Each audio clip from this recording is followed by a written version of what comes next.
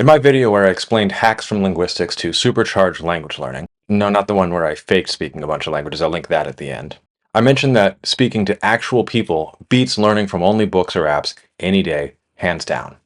I mentioned italki, a language learning platform where I had totally blanked on the word bekarov, and now I'll never forget that word. Well, italki reached out to me, and they're sponsoring this video. So today, I'll tell you exactly how I approach learning from real people, how what I do differently is informed by my knowledge of academic linguistics, and how you can get more out of one-on-one lessons to turbocharge your language learning. Oh, and while I'm at it, the first 50 who click the link below can get $5 off their first lesson on italki, where you can put my suggestions to the test. Stick around and I'll tell you what to look for in a teacher and how I approach learning using italki as an example, because it's actually the platform that I already use. I'm Dr. Taylor Jones, and this is Language Jones. There's a tremendous amount of research that indicates that speaking to real human speakers of your target language is more effective than book or app learning alone, and definitely better than talking to ChatGPT. Don't get me wrong, books, apps, cassette tapes all have their place, and I use them all in my language learning. Yes, even cassette tapes because, yes, I'm old. But there's something fundamentally different about talking to a real person. And it's not just that they can answer your questions and a book can't. We seem to be wired to learn and retain language better in real, communicative environments. At the end of the day, we're all social primates. And sure, there's plenty of ways to go about getting speaking partners. You can try to butt into conversations you overhear on the subway or in cafes. In New York, this can be hit or miss, mostly miss, which can be dangerous, especially the closer you get to the UN. Lots of intrigue you don't really want to accidentally wander into there. You can hire a tutor, but that's hit or miss, and you lose money finding out. My wife and I once had a few lessons with a Persian speaker where we had to trek to her apartment an hour on the subway, only for her to refuse to explain anything and insist on speaking only Persian to us. You know, the language we didn't know anything about. No English, no explanations, and no lesson plan to make full immersion work. It was a total nightmare. At least the chai was good. You can try free language exchanges or meetups, but again, I'm not a huge fan of travel to meet strangers in a secondary location. That can go sideways fast. Rule number one, and frankly, it's probably, in my opinion, the most important.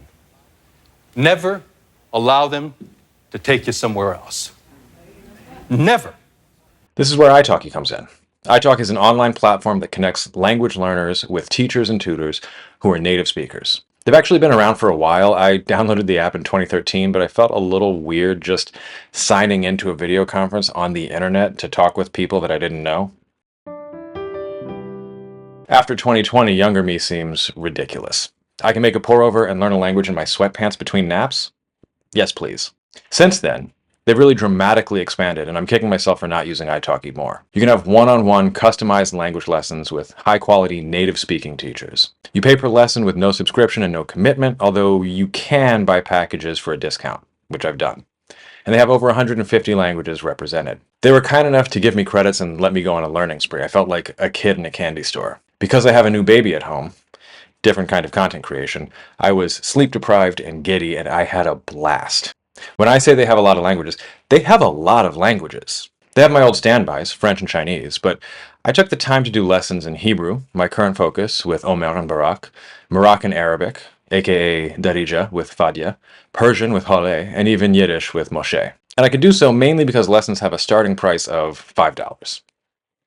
Before I explain what I do differently and what to look for in a teacher, I should probably briefly mention that italki has their own classroom platform, which includes everything you'd want. Video, audio, typed chat, whiteboard, even translation in select languages. There's also an app so you can integrate finding a teacher, scheduling, and even taking a class on your phone. They encourage you to use whatever platform you like, though, so you'll see there's some footage here from a different video conferencing platform. I actually really like their platform, and I prefer it to some of the other things we've all been using in the last 3 years. Side note, did you know that Zoom artificially changes your voice to try to reduce bandwidth requirements?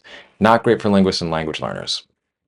Okay, so let's break down the two big questions. 1, the top 5 elements of what you should look for in a teacher, and 2, what do I do differently as a linguist? The top 5 elements I look for in a teacher are: 1, audio and video quality.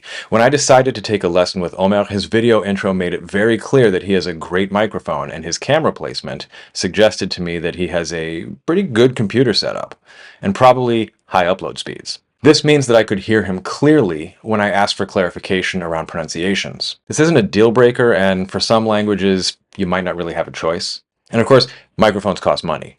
But better audio quality makes a huge difference. Think about a language like Moroccan Arabic that famously has words like tuftakt. Do you really want to try and listen and repeat with low audio sampling rate and glitchy video? Tuftakt. What? Tuftakt. I don't think I... Tuftakt. I didn't think so. 2. Does the teacher have an approach to pedagogy? Do they have a certification? Some of the teachers on italki charge more than others, but it's because they have certifications, master's degrees, and in some cases, PhDs. And guess what? My PhD in linguistics doesn't give me teacher status on italki because it's not actually second language pedagogy. Hale had a very clearly defined approach to teaching that relied on interactive discussions but ensured that I knew the 4 principal parts of a Persian verb and could generate sentences using that knowledge. So what happens about subjunctive? The present, which is mishavam, we replace me and be. You see, beshavam. Right. Mishavi would be beshavi. 3. The flip side of this, is the teacher flexible? Fadia had a lesson plan for Darija, but that went out the window when we started discussing linguistics. She told me that she adds vowels to written words because her students are often uncomfortable with the long strings of consonants in Darija. But that's the reason I was interested in the first place. When the people I am working with, they say peja, it's very hard for us to pronounce it because there is no vowel. So it's like p, g, g, k, k, and it's very hard for them, especially when there are the letters that they are not used to. Yeah. So sometimes I write knitik, but I can just write knitik, for Knitik. example, here. Yeah. Oh, yeah, please for me, write it if there's not a vowel, no vowel. Okay. Yeah, actually it's absolutely the same. Knitik. Knitik. Knitik. Okay. And Schnuk but knitik. knitik is the right. Knitik. Okay, I will do my best. She also had the flexibility to answer my questions about grammatical structure. Are ash, shnu, and ashnu really interchangeable? Or are there certain kinds of sentences where one is obligatory? The answer is yes to the latter, by the way. 4. Does the teacher have a mechanism for you to be able to study on your own time? All of the teachers I worked with sent me information in the chat, which I could study later. Many also used Google Docs and sent me optional homework. 5. Are they personable? Moshe and I had a great time talking about life and linguistics, and I immediately recognized the textbook that he was using to test my level. I learned a few words that I wouldn't have otherwise learned just because we were chatting, and I periodically get helpful tips or kind messages from some of the other teachers. I'm sure it's a solid retention strategy on their part, but hey, it works. But what can you do to learn even more effectively, like a linguist? You know, one of the good ones. Here's my top 5. 1. Analyze what you're learning. This is a skill that can be practiced. I made a video about it here. I'll make another soon with detailed examples, but notice how when I'm with Fadia on italki, I'm asking her about how things relate to one another. What's the ash? I get fi waqt. What is the ash? It's like ash and shnu, like ashnu? Exactly. Fuqtash, so okay. Fuqtash جيتي المغرب. Yeah. But here we won't use shnu. Shnu. Interesting. Okay. It comes at the end, yeah. Okay. فوقت ash جيتي المغرب. Yeah. جيتي المغرب. فوقاش is the contracted form of فوقاش. ash. Yeah, وقت in Fusha, you know what is time, right? Yeah. Notice how when I'm with Hale, I ask about the relationship between casual and formal pronunciations. Literally, we write beshavam, but we say Beshavam, besham. Okay. The va goes away. Okay, that makes sense. yes. But the background knowledge about how languages change from historical linguistics and sociolinguistics means that I understand how, say, Shavam and Sham in Persian are naturally related, and how it's completely logical that Shavam would turn into Sham over time in casual speech. I've learned from experience, though, that language teachers are not linguists and saying, oh, it's just intervocalic lenition of a labial between identical vocalic segments before another labial, plus reduction of the resulting long vowel, or, a loan word subject to metathesis, is a waste of everybody's time. You'll get bogged down explaining that intervocalic lenition between corresponding segments means the V goes away between two A's, and the resulting word isn't pronounced with a really long ah. Better to just note it and move on, knowing that you'll likely see the pattern again, as you do in Persian all over the place. 2. Think about the history of the language and the people and make connections. This means read about history and conquest, migration and culture, or, watch YouTube videos. Badia taught me that in the north of Morocco, people say diel, spelled D-Y-A-L. We know that the Muslims conquered Spain by way of Morocco in 711 CE, or that Spain colonized Morocco in 1912. This is no longer a weird pronunciation you have to memorize. It's clearly a borrowing from Spanish del, of the. Similarly, when discussing spelling and pronunciation with Moshe, it helped to know that about 20 or 25% of Yiddish comes from Hebrew and Aramaic. So mis, ugly, is spelled like it should be mias, 2 syllables. But then we got to talking about ugliness, since I know that word is part of the English borrowing miskite. He told me another word for miskite is the sarcastic krasavitsa, or beauty queen. I immediately clocked it as related to beautiful in Russian. It's very similar to krasavy with a Yiddish suffix on it. If I didn't know about the Pale of Settlement, or the 5 to 10% of Yiddish that comes from Slavic origins, I would have a much harder time understanding and remembering that word. Similarly, knowledge of the Arab conquest of Persia, noticing a historical theme here, means I didn't need to have so'al, question, translated, even though I'd never heard it before. I'm a beginner after all. It's clearly loaned via Arabic and related to Hebrew sho'al. Already knowing that word and using context clues, that was good. 3. Try to think about the language on its own terms rather than forcing it into another language. Different languages divide up the world differently. Even basic concepts like past, present, and future are conceived of differently in different languages, with some languages marking all three, some dividing between past and non-past, or future and non-future, and some dispensing entirely with marking tense. I'll link another video at the end for more on that. Continuous physical domains are divided up differently as well. Russian has 2 words for what English calls blue, and English has 2 words for what Chinese used to call qing, that is, blue and green. But it's not just the physical world, it's how we think of everything. I asked Barak on italki about the word le'aniach in Hebrew.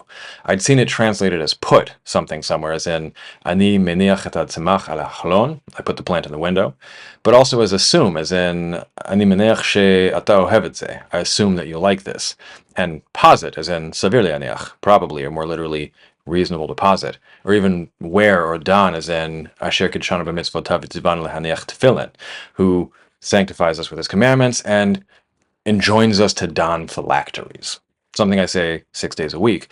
Side note, the standard translation of tefillin as phylacteries seems like it's not a terribly useful translation for most people.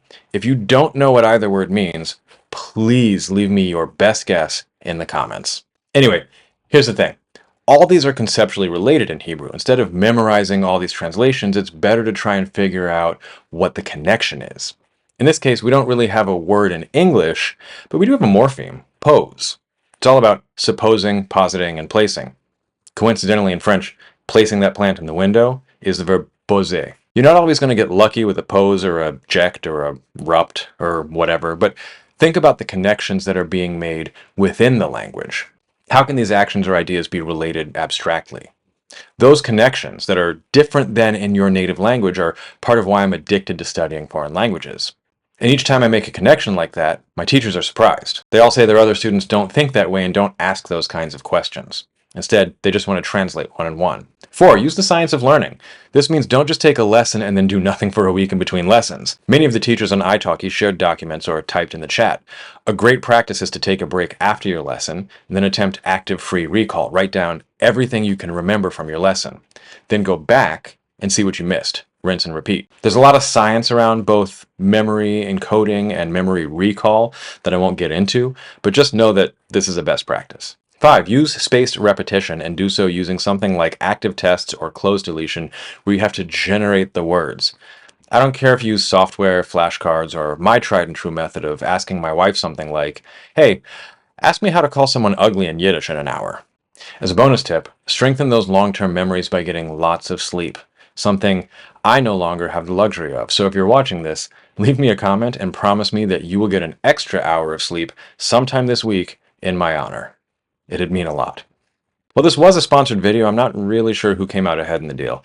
I was already thinking about a video about italki when they contacted me. Don't tell them that. But frankly, I'm so addicted to their platform that I'm probably putting everything I make on this video back into buying lessons on italki. That said, I agreed to a sponsored video because I actually use and like their product. It might not be for everybody. I know some people who are so zoomed out, ausgezoomt in Yiddish, after this last 3 years that the idea of an additional video conference, but in a foreign language, is their idea of a personal hell. But I really love the flexibility of being able to connect with native speakers and teachers basically anytime, anywhere, and learn something. And you can always just leave the session, something you can't always do in person. By the way, I should add that their resolutions when things don't work out have been straightforward and fair. I had a few last minute cancellations, and I got the credits back to apply to another lesson. So if you haven't used italki yet and you're intrigued, check out the link in the description below. I'm supposed to say, click through to start your language learning journey today, but I know my audience and I doubt if any of you are on the fence about starting a language learning journey. So if you want to give italki a shot, it's buy $10, get 5 off your first lesson using my exclusive promo code, Jones, but the discounts are only available for the first 50 users. If you decide to go for it, let me know in the comments what language you'll be learning. Thanks to my patrons, and happy learning, everyone.